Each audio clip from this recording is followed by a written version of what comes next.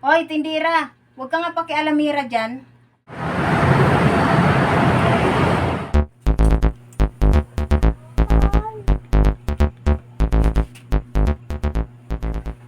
Good morning mga ma'am. Welcome po sa store namin.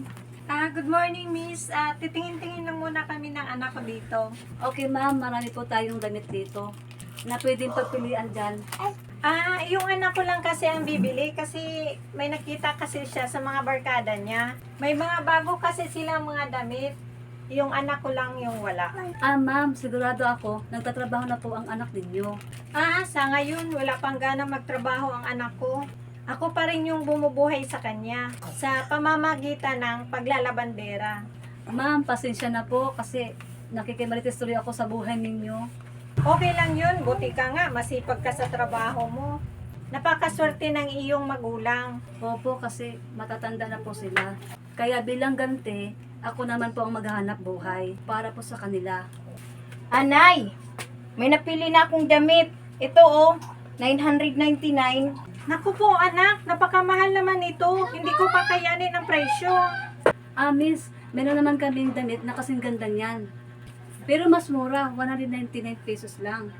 Hoy, tindira, huwag ka nga pakialamira dyan. Nay, sige na po, mag-advance na lang kayo sa amo nyo. Para lang mabili na itong damit. Gusto ko to eh. Pang budget na sana to sa pagkain natin. Sige miss, bilhin na lang namin itong damit. Ay, sorry po. Bigla pong nag-apply yung system namin. Kailangan ko pong ibalik yung bayad ko po. Miss, isusumbong kita sa may-ari dito. Bukod sa pakialamira ka, sinadya mo pang i-offline yung system nyo. Magtrabaho ka kaya? Ang tanda-tanda mo na? Umaasa ka pa rin sa magulang mo. At para maranasan mo, at hindi lahat ng bagay ay madaling kunin. Isusumbong kita para matanggal ka na dito.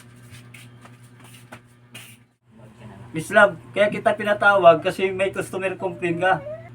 At huwag ka na magkwento dahil alam ko na ang lahat. Ano ba ang explanation mo dito? Sir, alam ko po na naghahabol po tayo ng binta. Kaya nga po tayo nagtitinda pero binabalanse ko rin ang sitwasyon. Kung pinagbintahan ko po yung customer natin, kakagutom ang abutin nila. Kung ganon Miss Love, nasa iyo ang damdamin ng isang mabuting tao.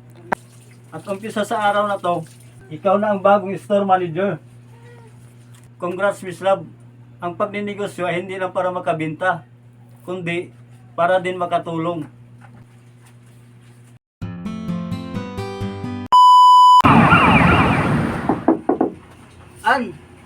Nandito na ako. Ay, tamang-tama, nandito ka na. Alam mo bang viral ka ngayon sa social media? Alam ko na yan. Viral ako ngayon sa social media. Alam ko na yan. Marsan, nag-viral yung mister mo kasi hindi pinagbigyan ng mister mo yung ambulance na nagmamadali. Habang nagmumotor kasi yung mister mo, yung ambulance nasa likuran niya. Nagwawangwang, imbis na pagbigyan niya para makadaan, mas lalong binagalan pa ang takbo ng motor. Kaya naantala tuloy yung ambulance. Naku Mars, ang daming galit na comments doon.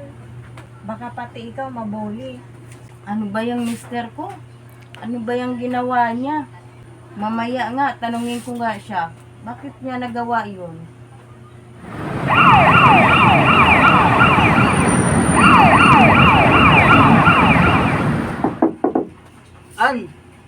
Nandito na ako.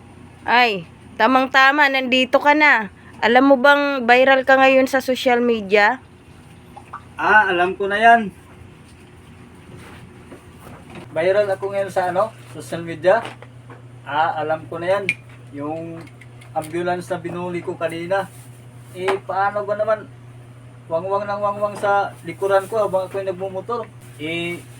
Balita ko sa mga yan, kahit wala namang laman na pasyente, nagwawangwang yan para lang makaiwas sa traffic.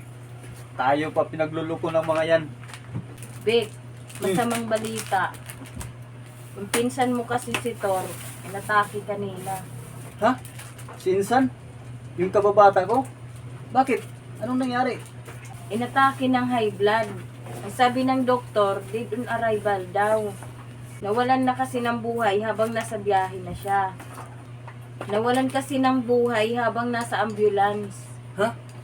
At yun nga, hindi na umabot sa ospital. Ayon sa taga-pagsalita ng hospital, habang nasa biyahe daw yung ambulance, binuli daw ito ng motorcycle rider. Hindi daw sila pinagbigyan kahit anong wangwang pa nila. Diyos ko puan. Bakit? Yung binuli ko pala na ambulance, yung pinsan ko pala yung sakay. Ibig sabihin, ako pa yung naging dahilan sa pagkawala niya. Diyos ko po, patawad pinsan.